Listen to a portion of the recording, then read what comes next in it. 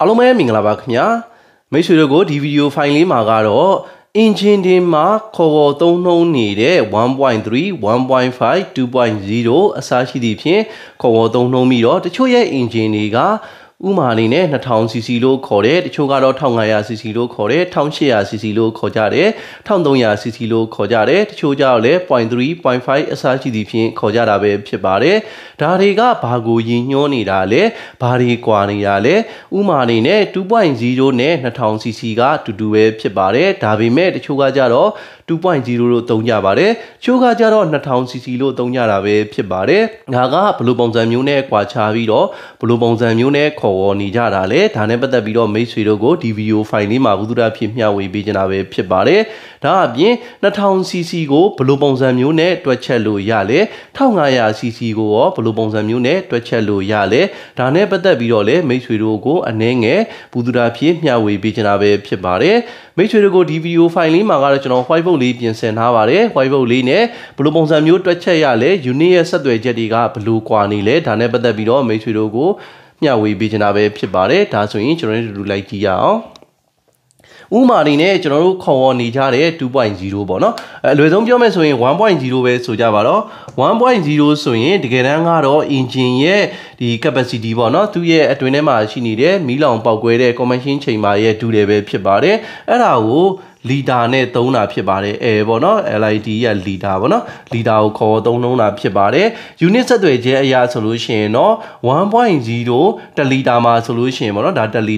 တာမှာဆိုလို့ရှိရင်တော့ cc အနေနဲ့ဆိုရင်တော့ 1000cc ရှိတာပဲဖြစ်ပါတယ် cc ကိုခေါ်တယ် cc ဆိုတာကတော့စင်တီမီတာကျုကိုဆိုလိုခြင်းဖြစ်ပါတယ်ဒူတယ်ကိုဆိုလိုခြင်းဖြစ်ပါတယ်ဒါကိုကျွန်တော်တို့က cc လို့သုံးနှုန်းနေကြတာဖြစ်ပါတယ်အဲ့တော့ 1.0 နဲ့ 1000cc ကတော့တကယ်တမ်းကတော့တူတူပဲဖြစ်ပါတယ်ဒါက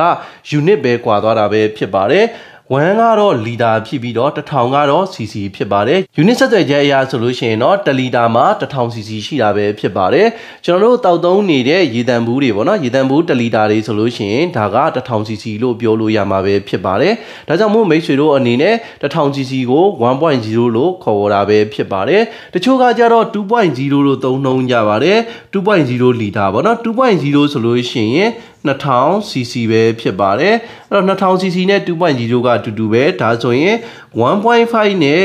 ဒီ1500ပေါ့နော် 1500cc နဲ့ကလည်းတူတူပဲဖြစ်ပါတယ်အဲ့တော့ဒီ cc တွေကိုဗမာကြည့်လို့ရလဲပေါ့နော်အဲ့တော့ဂျပန်ကားတွေမှာဆိုလို့ရှိရင်ဂျပန်ကားတွေရဲ့ကျွန်တော်တို့ name plate တွေမှာပေါ့နော် name plate တွေမှာဆိုလို့ရှိရင်ဘယ်လောက် cc လဲဆိုတာကိုရေးထားပါတယ် engine ရဲ့ capacity ကဥမာတွေနဲ့1500လား1800လားဒါအပြင်2000လားပေါ့နော်အစားရှိသဖြင့်ရေးထားတာပဲဖြစ်ပါတယ်ဒါပေမဲ့အဲ့ဒီနေရာမှာ2000လို့တော့အတိအကျရေးထားတာမဟုတ်ပါဘူးဥမာအနေနဲ့2000ပြည့်တော့မဟုတ်ဘူး1994 1998အစားရှိသဖြင့်2000မပြည့်အောင်တော့ရေးထားပါတယ်ဥမာ 1500cc ဆိုလို့ရှိရင်လည်း1496တို့အစားရှိသဖြင့်ရေးထားတယ် 1000cc ဆိုလို့ရှိရင်လည်း900ပေါ့နော်998အစားရှိသဖြင့်ဒီလိုပုံစံမျိုးနဲ့ရေးထားတာဖြစ်ပါတယ်အတိအကျကြီးဥမာအနေနဲ့ဒါကတော့သူတို့နိုင်ငံရဲ့ဒါစီးမြင့်နေဖြစ်ပါတယ်ဥမာ engine ရဲ့ capacity က 2.0 ဆိုလို့ရှိရင်သူတို့ရဲ့အခွန်ကတစ်မျိုးဖြစ်မယ် 2.0 မတိုင်ခင်ပေါ့နော် 2.0 မပြည့်ဘူးဆိုလို့ရှိရင်သူတို့ရဲ့အခွန်ကတစ်မျိုးဖြစ်မယ်ဒါကြောင့်မို့ 2.0 လို့ခေါ်ပေးမယ်လေ 2.0 မပြည့်အောင်ဒါနေဟိုပါပေါ့နော်ဒီဇိုင်းအနေနဲ့လုံဆောင်ပေးထားတာပဲဖြစ်ပါတယ်ဒါကြောင့်မို့ဒီသူ့ရဲ့အခေါ်ဝါကတော့ 2000cc တို့ 1500cc တို့သုံးမိမယ်လေနည်းနည်းလေးတော့လိုနေတာပဲဖြစ်ပါတယ်ဒါကတော့ကျွန်တော်တို့ဒီလီတာနဲ့ cc ရဲ့ဆက်သွယ်ချက်လေးပေါ့နော်ဥမာ1လီတာကို1000cc လို့လည်းခေါ်ကြတယ်2လီတာကို 2000cc လို့လည်းခေါ်ကြတာဖြစ်ပါတယ်တချို့ကကြတော့ 0.5 လို့သုံးကြပါတယ် 0.5 engine လားဥမာအနေနဲ့ 0.3 engine လားဆိုပြီးတော့သုံးကြတယ်ဥမာ beta ဆိုလို့ရှိရင်1000cc လားသို့မဟုတ် 0.3 လားပေါ့နော်ဒီလိုမျိုးသုံးကြတယ်တကယ်တမ်းကတော့ 0.3 ဆိုတာက 1.3 ကိုဆိုလိုတာဖြစ်ပါတယ် 0.5 ဆိုတာလည်း 1.5 ကိုဆိုလိုတာဖြစ်ပါတယ်တကယ်တမ်းကတော့ရှေ့မှာရှိနေတဲ့ကဏ္ဍကိုဖြုတ်ပလိုက်တာပေါ့နော်ဖြုတ်ပလိုက်ပြီးတော့ 0.5 လား 0.3 လားအစားရှိသည်ဖြင့်ခေါ်ပေါ်သုံးကြတာဖြစ်ပါတယ်ဒါကတော့ကျွန်တော် engine ရဲ့ capacity ပေါ့နော် engine ရဲ့ကျွန်တော် displacement လို့လည်းသုံးပါတယ်ဒါကိုခေါ်ဝေါ်သုံးနှုန်းခြင်းပဲဖြစ်ပါတယ် engine ရဲ့ power တော့မဟုတ်ပါဘူး engine ရဲ့ power ကတော့သူ့ရဲ့ capacity ပေါ်မူတည်ပြီးတော့တွက်ချက်ရတာဖြစ်ပါတယ်ဒါဆိုလို့ရှိရင်ကျွန်တော်တို့ဒီရဲ့ cc ပေါ့နော် engine ရဲ့ capacity ကိုဘယ်လိုတွက်ချက်လို့ရလဲဒါနဲ့ပတ်သက်ပြီးတော့လည်းမိတ်ဆွေတို့ကိုဘုသူတာဖြစ်မျှဝေပေးခြင်းပါတယ်ကျွန်တော်ဒါကတော့ piston ပေါ့နော်ဒီcylinderပေါ့နော် cylinder ဒါကတော့ကျွန်တော်မီးလောင်ကန်လေးကိုကျွန်တော်အလွယ်ဆုံးဆွဲပြပေးပါမယ်ဒါကတော့ကျွန်တော် piston ပေါ့နော်ဒီ cylinder ရဲ့အတွင်းထဲမှာ piston ကအတက်အဆင်းပြုလုပ်ပေးနေတာဖြစ်ပါတယ်အဲ့တော့ဒီနေရာကို TDC လို့ခေါ်တာဖြစ်ပါတယ်ဒီနေရာကို BDC လို့ခေါ်တာဖြစ်ပါတယ် TDC ဆိုတာတော့ top depth center ပေါ့နော်ဒီ piston ထိပ်ဆုံးထိရောက်တဲ့နေရာကိုဆိုလိုတာဖြစ်ပါတယ် BDC ဆိုတာကတော့ piston ကဒီသူ့ရဲ့မီးလောင်ခန်းထဲမှာအောက်ဆုံးထိပေါ့နော် BDC ထိရောက်တာဖြစ်ပါတယ် bottom depth center လို့လည်းခေါ်တာဖြစ်ပါတယ်အဲ့တော့ piston က TDC နဲ့ BDC ရဲ့ကြားထဲမှာတက်လိုက်ဆင်းလိုက်ပြုလုပ်ပေးနေတာဖြစ်ပါတယ်ဒါကိုကျွန်တော်တို့ stop လို့ခေါ်တာပေါ့နော်အဲ့လိုခေါ်တာဖြစ်ပါတယ် lens လို့ခေါ်တာဖြစ်ပါတယ်အလျားပေါ့နော်ဒီ piston က BDC ကနေ TDC ကိုသွားမယ် TDC ကနေပြီးတော့ BDC ကိုပြန်ပြီးတော့ရွေ့မယ်ပေါ့နော်ဒါကတော့ engine ရဲ့အတွင်းထဲမှာရှိနေတဲ့အခေါ်အဝေါ်သုံးထုံးတွေဖြစ်ပါတယ်အဲ့တော့ engine ရဲ့မီးလောင်ကန်မှာဘာတွေပါမလဲဆိုတော့ piston ပါမယ် cylinder ပါမယ် piston က cylinder ထဲမှာတက်လိုက်ဆင်းလိုက်ပြုလုပ်ပြီးနေမယ်အဲ့တော့ဒီနေရာကိုဒီရဲ့အစိတ်ပိုင်းပေါ့နော်ဒီရဲ့အစိတ်ပိုင်းကတော့ဒါ cylinder block ဖြစ်ပါတယ် engine block လို့လည်းခေါ်တယ်ပေါ့နော်အဲ့တော့သူ့ရဲ့ပုံမှာဘာရှိမလဲဆိုတော့ engine head cylinder head ရှိမယ် head မှာဘာတွေပါမလဲဆိုတော့ဘားတွေပါဝင်မှာဖြစ်ပါတယ် Daisy engine ဆိုတော့ဒီနေရာမှာ spark plug တွေပါဝင်မှာဖြစ်ပါတယ်အဲ့တော့ဒီဘားတွေကဘာလုပ်ပေးလဲဆိုတော့ဒါကတော့ဥမာတွေနဲ့ inlet bar ပေါ့နော်ဒါကတော့ exhaust bar ပေါ့နော်အဲ့တော့ inlet bar ကဒီ engine ထဲကိုဝင်မဲ့လေသို့မဟုတ်လောင်စာအရောနှောတွေကိုအဖွင့်ပိတ်ပြုလုပ်ပေးတာဖြစ်ပါတယ်တကယ်လို့ engine ထဲကိုလေဝင်မဲ့သို့မဟုတ်လောင်စာရောနှောဝင်မဲ့ဆိုရင် inlet bar ကပွင့်ပြီးတာဖြစ်ပါတယ်အဲ့တော့ inlet bar ပွင့်ဖို့အတွက်ကဘာလို့လဲဆိုတော့ camshaft လိုပါတယ်ကျွန်တော်တို့ခေါ်နေတဲ့ camshaft ပေါ့နော်အဲ့တော့ camshaft ကနေပြီးတော့ camshaft ရဲ့ဘူးနဲ့ inlet bar ကိုတွန်းလိုက်တဲ့အခါမှာ inlet bar ကပွင့်သွားတယ် inlet bar ပိတ်ဖို့အတွက်ကကြတော့ inlet bar မှာဘားစပရင်ပါတယ်အဲ့ဒီဘားစပရင်ကနေပြီးတော့ပြန်ကန်ပြီးတော့ဘားကပြန်ပိတ်သွားတာဖြစ်ပါတယ်အဲ့တော့ engine ထဲကိုဝင်တဲ့လေပေါ့နော်အဲ့တော့ engine ထဲကိုလေဝင်ဖို့အတွက်ဆိုရင် inlet bar ကပွင့်တဲ့အချိန်မှာပင်စင်က TDC ကနေပြီးတော့ BDC ကိုဆင်းသွားတာဖြစ်ပါတယ်အဲ့လိုမျိုး TDC ကနေ BDC ကိုဆင်းသွားတဲ့အချိန်မှာအလွယ်ဆုံးပြောမယ်ဆိုတော့ကျွန်တော်ရေပြွတ်ပုံစံမျိုးပေါ့နော်ဒီရေကိုစုပ်သွင်းဖို့အတွက်ဆိုလို့ရှိရင် C2S ဆိုလို့ရှိရင်လည်းကျွန်တော်နောက်ကိုရွှေ့လိုက်တယ်ဆိုရင်ဒီအထဲထဲမှာဒီပလင်းထဲမှာရှိနေတဲ့ဆေးတွေကိုစုပ်ယူတယ်အဲ့ဒီလိုပဲဒီ piston ကလည်းဒီမှာရှိနေတဲ့ inlet bar ပွင့်တဲ့အချိန်မှာ piston က TDC ကနေ BDC ကိုဆင်းသွားတဲ့အတွက် inlet bar ကပွင့်တယ်အဲ့တော့ inlet bar ပွင့်တဲ့အချိန်မှာပေါ့နော်ပင်စင်က TDC ကနေ BDC ကိုဆင်းသွားတဲ့အတွက်လောင်စာအရောနှောသို့မဟုတ်လေကိုဒီဟဲကိုစုပ်သွင်းလိုက်တယ်အဲ့တော့စုပ်သွင်းလိုက်ပြီးတဲ့အချိန်မှာ inlet bar ကဒီမှာရှိနေတဲ့ပင်စင် BDC ကိုရောက်တဲ့အချိန်မှာ inlet bar ပိတ်ပြီးတော့ဒီနေရာကလုံသွားတယ်အဲ့တော့ command အချိန်မှာကြီးကလုံသွားတဲ့အချိန်မှာပင်စင်ကအပေါ်ကိုပြန်တက်မယ်ပေါ့နော် BDC ကနေ TDC ကိုပြန်တက်မယ်အဲ့တော့ compress လုပ်မယ်ပေါ့နော်ဖိကျစ်မယ်ပြီးရင်TDC နားရောက်တဲ့အချိန်မှာ spark plug ကမီးပေးပြီးတော့မီးလောင်ပေါက်ကွဲမယ်မီးလောင်ပေါက်ကွဲပြီးတော့ piston ကိုတွန်းချပြီးတော့ BDC ကိုပြန်ရောက်မယ်ပြီးသွားရင် exhaust bar ပွင့်မယ်အဲ့တော့ exhaust bar ကလည်းအဲ့ဒီလိုပဲ camshaft ကနေပြီးတော့ exhaust bar ကိုဖွင့်ပေးပြီးတော့ exhaust bar ပွင့်တဲ့အချိန်မှာဒီထဲမှာလောင်ကျွမ်းပေါက်ကွဲထားတဲ့လောင်စာရောနှောတွေရဲ့ exhaust တွေပေါ့နော်ဓာတ်ငွေ့တွေကိုအပြင်ကိုထုတ်ပေးတယ်ဒါကတော့ကျွန်တော် four stroke engine ရဲ့လှုပ်ပုံလေးကိုကျွန်တော်အကြမ်းမြင်ရှင်းပြတာပါအဲ့တော့ CC တွက်မယ်ဆိုရင်ဘယ်လိုတွက်လို့ရလဲဆိုတော့ကျွန်တော်ဒီမှာရှိနေတဲ့အကြမ်းမြင်လေးပေါ့နော်ဒါကျွန်တော်အကြမ်းမြင်တွက်ပြတာဖြစ်ပါတယ်ကျွန်တော်အတိအကျအောင်ဆိုလိုတာမဟုတ်ဘူးပေါ့နော်အဲ့တော့ဒီပင်စင်က TDC ကနေပြီးတော့ BDC ထိဆင်းသွားတဲ့အလျားရှိမယ်ဥမာတွေနဲ့ဒါကိုအလွယ်ဆုံးပေါ့နော်ဒီ CC ဖြစ်တဲ့အတွက်စင်တီမီတာနဲ့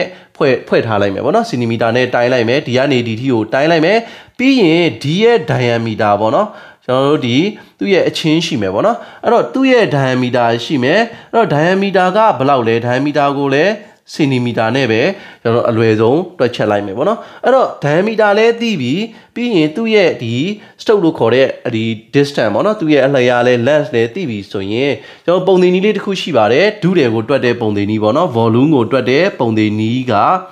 AL ပေါ့နော်ဒါသူ့ရဲ့ area နဲ့လျားနဲ့မြှောက်တာပေါ့နော်အဲ့တော့ A ကဘာနဲ့တွက်လဲဆိုတော့ pi/4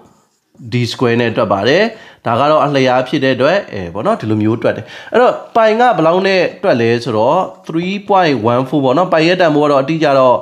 မရှိပါဘူးပိုင်ရဲ့တန်ဖိုးကအများကြီးရှိတယ်အဲ့တော့ဒီလိုပုံစံမျိုးဖြစ်ပြီးတော့ကျွန်တော် diameter ဒီမှာရမယ်ဒီက diameter တန်ဖိုးကိုဒီမှာထည့်မယ်နှစ်ထပ်ဆိုတော့နှစ်ခါမြှောက်မယ်ပေါ့နော် diameter ကိုနှစ်ခါမြှောက်မယ်ပြီးရင်ဒီမှာရတဲ့အလျားပေါ့နော်မြှောက်လိုက်မယ်အဲ့ဒီ 3ခုနဲ့ဒါနဲ့ကိုကျွန်တော်တွက်ချက်လိုက်မယ်ဆိုလို့ရှိရင်ဘာထွက်လာမလဲဆိုတော့စင်တီမီတာနဲ့တွက်ထားတာဖြစ်တဲ့အတွက်စင်တီမီတာ3ကဆိုတော့စင်တီမီတာကျုနဲ့ထွက်မယ်အဲ့တော့အဲ့ဒီရှိမှာကနန်းရှိမယ်ပေါ့နော်အဲ့တော့ဒါကစလင်ဒါတစ်လုံးကိုပဲတွက်တာဖြစ်ပါတယ်အဲ့တော့စလင်ဒါကဘယ်နှလုံးရှိလဲစလင်ဒါ4လုံးရှိတယ်ဆိုရင်ထွက်လာတဲ့တန်ဖိုးကိုအမြောက်4နဲ့မြှောက်လိုက်မယ်3လုံးရှိရင်အမြောက်3နဲ့မြှောက်လိုက်မယ်အဲ့ဒါကို CC လို့ခေါ်တာဖြစ်ပါတယ်အဲ့တော့ကျွန်တော် engine ကင်တဲ့အချိန်မှာဆိုလို့ရှိရင် CC တွက်လို့ရပါတယ် piston ကိုကျွန်တော်တို့ TDC ကနေ VDC ကိုဖိချလိုက်မယ်ဖိချပြီးတော့ဥမာ crankshaft ကိုလှည့်လိုက်မယ်ပေါ့နော် crankshaft လှည့်လိုက်ရင် TDC ကနေ VDC ကိုရောက်သွားမယ်အဲ့ဒီမှာသူ့ရဲ့အလျားပေါ့နော်ပင်စင်အဆုံးထိရောက်သွားတဲ့ VDC ဆုံးသွားတဲ့အလျားကိုတိုင်းလိုက်မယ်တိုင်းပြီးွားရင်မှတ်ထားလိုက်မယ်ပေါ့နော်သူ့ရဲ့လျားဒီမှာထည့်မယ်ပြီးရင် diameter ပေါ့နော်ဒီပင်စင်ရဲ့ဆလင်ဒါရဲ့အကျယ်ပေါ့နော်ပင်စင်ရဲ့ diameter ကိုတိုင်းလဲရပါတယ်ဒါမှမဟုတ်လို့ရှိရင်ဆလင်ဒါရဲ့ဒီ diameter ကိုတိုင်းလဲရပါတယ်တိတ်တော့မကွာဘူးပေါ့နော်အဲ့လိုမျိုးတိုင်းတာပြီးတော့ဒီပုံသဏ္ဍာန်တွေမှာထည့်လိုက်မယ်ဆိုလို့ရှိရင်သူ့ရဲ့ CC လို့ခေါ်တဲ့ capacity ကိုရရှိမှာဖြစ်ပါတယ်ဒီနေ့ကတော့ကျွန်တော်ပုံသဏ္ဍာန်လေးနဲ့နည်းနည်းလေးတွက်ချက်ပြတာနည်းနည်းလေးတော့ရှုပ်သွားမယ်ဒါပေမဲ့ကျွန်တော်ဘူးသူရအဖြစ်မျှဝေတာဖြစ်ပါတယ်ကျွန်တော် CC ကိုတွက်ချက်ချင်တယ်ဆိုလို့ရှိရင်ဒီလိုပုံစံမျိုးသူ့ရဲ့ပုံသဏ္ဍာန်တွေနဲ့ထည့်ပြီးတော့တွက်ချက်လို့ရတယ်ဆိုတဲ့ဟာလေးကိုလည်းမိတ်ဆွေတို့ကိုဘူးသူရအဖြစ်မျှဝေတာဖြစ်ပါတယ်အဲ့တော့ကားရဲ့ engine မှာအသုံးပြုနေတဲ့ခေါ်ဝေါ်သုံးနှုံးနေတဲ့ CC တွေပေါ့နော်CC တွေက 1.0 ဥမာနေနဲ့ 1.3 1.5 ဥမာ1.8 အစရှိသည်ဖြင့်ပေါ့နော် 2.0 2.5 3.0 အစရှိသည်ဖြင့်ခေါ်ပေါ်သုံးနှုံးညတာကဘာကိုဆိုလိုတာလဲပေါ့နော်တကယ်တမ်းကတော့ point အနေနဲ့ပေါ့နော်ဥမာနေနဲ့ 2.0 2.5 2.3 အစရှိသည်ဖြင့်ခေါ်တာကတော့လီတာနဲ့ခေါ်ပေါ်သုံးနှုံးတာဖြစ်ပါတယ်အဲ့တော့လီတာကကျွန်တော်ရေတံဘူးပေါ့နော်ဒီ